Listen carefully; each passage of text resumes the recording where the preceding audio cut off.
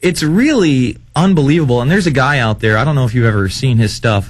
He uses a lot of NLP in his programs, Darren Brown, and he really does show visually how fragile the human mind is and how suggestible it is. And, what you're able to do to people within moments if you know how to talk to them and speak to them and make hand motions and really just misdirect them. Yes, what it is very simple. I mean, Brown showed it with just paper cutouts for money.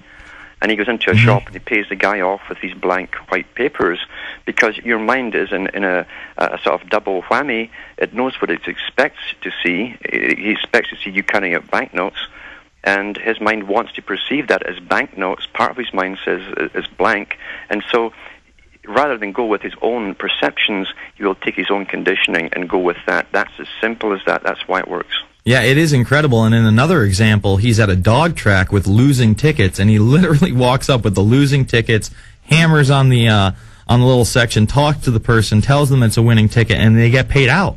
I mean, it's amazing. That's how Rothschild took over the Bank of England, yeah. Something similar, yes. All right, we're loaded with callers for you, Alan. Let's go to Jake in Minnesota. Jake, what's on your mind? Hey, thanks for taking my call. Thanks a lot, Alan. I really like your perspective on this. And, we're going through all this information. I think everybody's kind of like trying to figure out what this, the end game or whatever to the whole thing is. And, it's obvious that it's pretty dang planned out, through their system. So, like, what is, going with Einstein's words, you can't solve a problem using the same thing you use to cause the problem. What thinking do we start using to go past it? Is just going straight pro-Constitution? Something, and I know it has to be something positive. You can't try and just break down their little things, but, what do we go forward with from here, do you think, Alan? Well, I don't see, to be honest with you, I do not see protests doing anything except helping those at the top, because the top protesters are NGOs paid for by the big foundations owned by the bankers themselves. So the very things they're protesting are the answers that the bankers want the public to believe and accept, unfortunately. The system has, you've got to understand, it's been ruled for such a long, long time by the Council on Foreign Relations as the managing group for this, mainly in America and other countries. And they are just the American branch of the Royal Institute for International Affairs in Britain. And every Commonwealth country across the planet has one. India has one. Pakistan has a CFR. We've never had democracy or a republic. Actually, the republic was stolen a long time ago. And Carl Quigley, who was the historian, remember, for the CFR, said in the 1960s in his own book, Tragedy and Hope, that the group, the CFR, had hijacked America 60 years before that. That's how far back they've been in control. The bankers with their managerial group, the CFR, beneath them, running the system. They're not going to give up their plans because of persuasion. It will not happen. All right, Jake, thank you for the call. It's going to come to terrible situation. They'll either win and get what they want, or there'll be a hell of a mess in the streets. That's what I see coming down. All right, let's go to Tim in Oklahoma. Tim, what's on your mind? Yes, Jason. Mm-hmm. This is Tim from the Tulsa, Oklahoma area. I'm an attorney. Mm-hmm. I am very glad you took my call today. I've been trying to get a hold of Alex or yourself for a couple of weeks. I've done a little research, and it seems to me like Oklahoma has a state constitutional provision that prohibits the federalization of any state employee. I've checked the Texas Constitution. It seems to be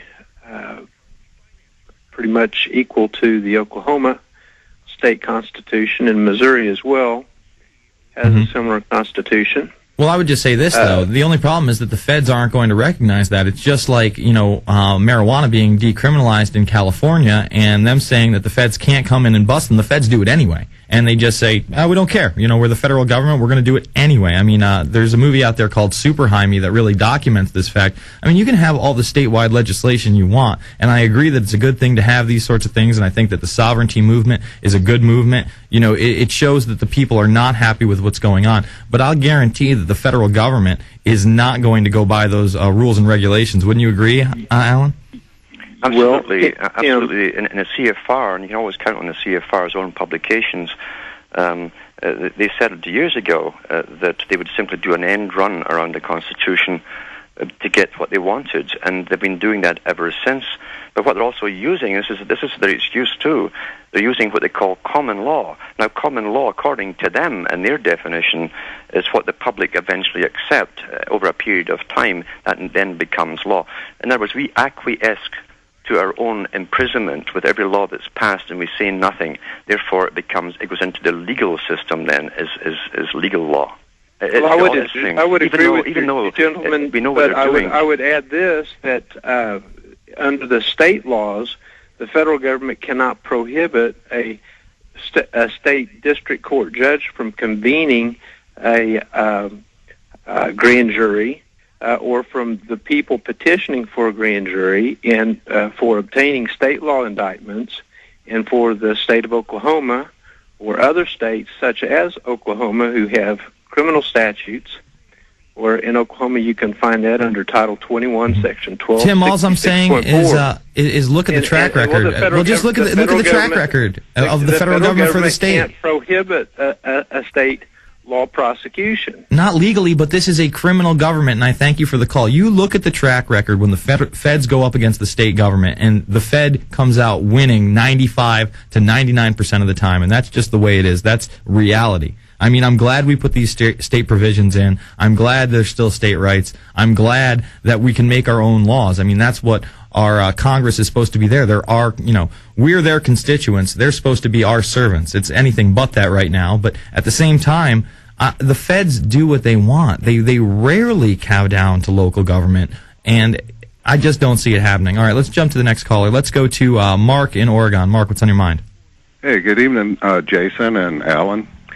Jason, you mentioned something at the beginning of the show, got my curiosity up, so if you don't mind, in passing to my main reason for calling, my question for calling, I'd like to ask Alan exactly what type of music he was into professionally. Was it classical or rock and roll or country and folk? I know the English do them all.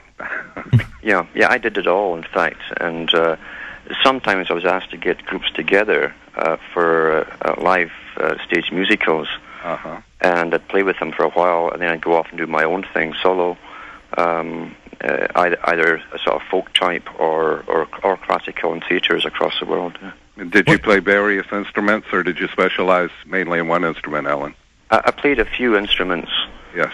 Well, I figured. I really do like the guitar as well. Yeah. What was the most enjoyable act and gig that you ever did, Alan?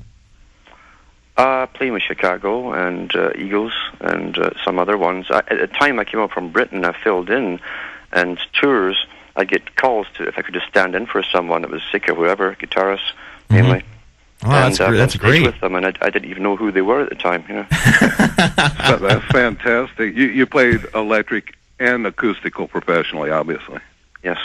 Fantastic. Well, Alan, I wanted to ask you, in light of what Alex went over on his show earlier today, and the first part of it as well is toward the end of the show with a gentleman named Shepard, and I'm missing his last name right now, but he was basically a formal guest on the show, and he and a few friends have actually posted video on INFOWARRIOR.com of these very large, roughly 800 by 1,000 feet and 8 to 10 feet deep with rocks in the bottom of them for drainage, being built right next to Department of Veteran Affairs cemeteries in this country. Nobody, including Alex, has really come out and said what these might exactly be for yet. I don't think Alex likes to jump to conclusions on things which could scare people unnecessarily, but I didn't know if you had heard about this development, Alan. There has been publicity about the blue coffin liners being stockpiled around Chicago and maybe a few other places in recent months, but this is the first that's come out that I've heard, and I listen pretty closely, listening to Alex and Jason and such as this, of actual mass graves, what are apparently, obviously, what else could they be, mass graves being dug here. Do you have any view on this at this point? Does this fit in with any other part I'll tell you, I don't know about this story in particular for the U.S., but I have gone over the British ones for supposed plagues and pandemics and gone through it pretty meticulously. And they do talk about creating mass graves and how they'd have to really build them, some of them in advance, and fill them up quickly, etc., how many they'll hold, all of that kind of stuff, and where they would be, in fact, away from drainage facilities and all that kind of thing. So these things have been discussed, I know, in other countries across Europe, so I don't see why they haven't started the same thing in the U.S. All right, Mark, I thank you for the call, my friend. We got to jump to the next caller. Let's go to Daria in California. Daria, what's on your mind? Jason. Yes. Hey, thank you for your show, and thank you for having Alan Watt on.